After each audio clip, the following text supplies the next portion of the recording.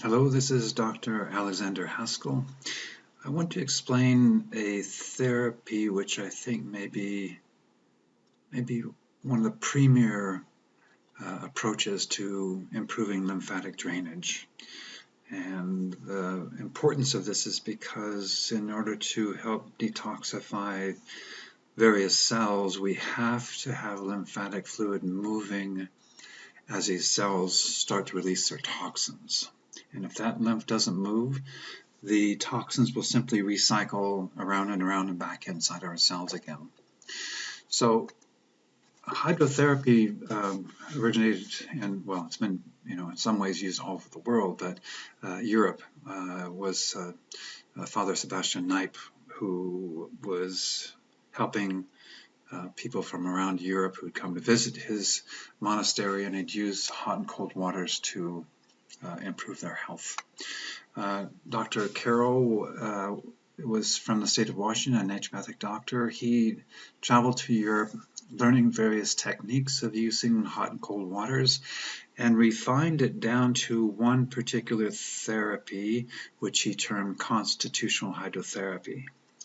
And this is partly what I'll be speaking about.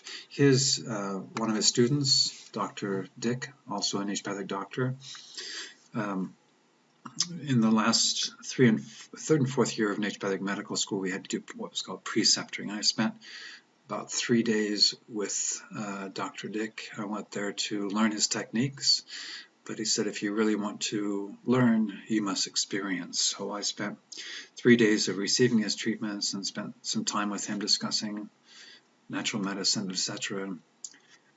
I must admit that I felt amazing, and came back. A fellow student came with me, and we went back to the school and we continued our treatments probably for another week, and I felt so clear and clean and mentally relaxed with the stress of school. It just was really an amazing experience, which I'll always be grateful for. So here is a diagram of what are called dermatomes, and these dermatomes originate in the spinal column, and the nerve endings radiate out to the skin, and then the nerve also goes internally to organs inside the body. So here's an example of the level of the thoracic 7 T7 coming out of the spine. And here in the diagram, you can see where T7 innervates the skin, and then also at the spinal column, that same nerve that comes out through to the skin also goes internally to liver and stomach and probably spleen to some extent. So all the internal organs have skin dermatomes. So you can actually affect the internal organs by applying hot and cold to the different dermatomes. So important to understand the effect of hot and cold. So if we apply heat to the skin, the primary reaction or primary effect is going to increase blood flow to the skin and also to the internal organs, which will swell with increased blood flow.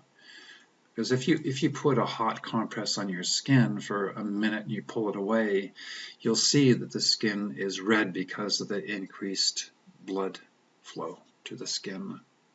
But there's a secondary reaction, and that is when you take the hot compress away, after maybe 5 or 10 minutes, you'll look at your skin, and it'll be blanched. So the secondary reaction to heat to the skin is actually decreased blood flow.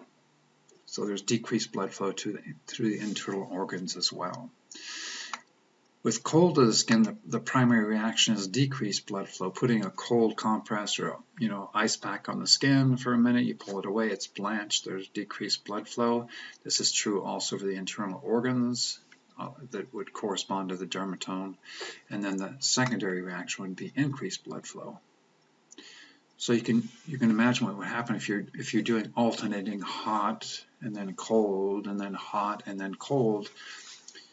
All of the blood flow to the internal organs is going to be blood flow in, oxygen, nutrients in, blood flow out, new fresh blood coming in to regenerate, rejuvenate the internal organs.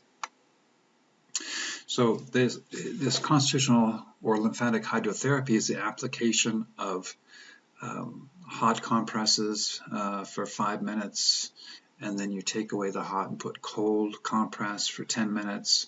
Putting a cold compress that's completely wrung out on the skin will cause the body to decrease the blood flow initially, but then the body wants to warm up the cold compress, so it's going to bring blood back to the cold compress and heat it up. This is done initial part of the treatment is hot and cold to the chest, and then the person turns over and hot and cold to the spine and to all the dermatomes. So those dermatomes run from the spine around to the front of the body. You see 2 sponge pads here. Part of the therapy is to put these sponge pads in a certain position on the back to begin with, and then for 5 minutes, and then the sponge pads would be one on the umbilicus, the belly button, and one on the sacrum, below the pad on the front of the umbilicus.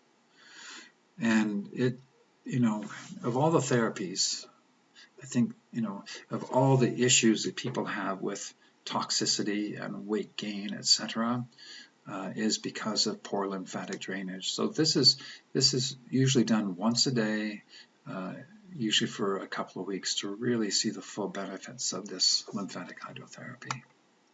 That's a picture of the sine wave machine, which is basically with the pads on the skin. It basically causes muscles to gently contract and then to relax, and to contract and then relax. So it's engaging what's termed the lymphatic pump.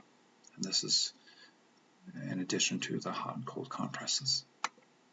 And that's a brief explanation of lymphatic hydrotherapy, and hopefully, fortunately, someday you'll be able to have the experience, because it's pretty amazing. All right, thank you.